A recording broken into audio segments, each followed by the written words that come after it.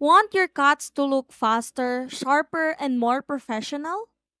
A glitch transition is one of the most popular editing effects because it creates a digital distortion that smoothly connects two clips while adding energy to your edit.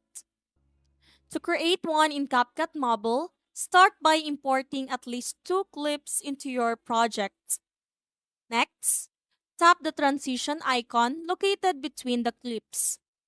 Browse through the available transition categories and look for a glitch transition. Once you find one you like, tap to apply it. You'll immediately notice a digital flicker effect that helps blend the two clips together. You can also adjust the transition duration depending on how subtle or dramatic you want the effect to be. Shorter durations create quick, energetic cuts, while longer durations make the glitch effect more noticeable. Preview your video and fine tune the timing until it matches the style of your edit. And that's how to create a glitch transition in CapCut Mobile.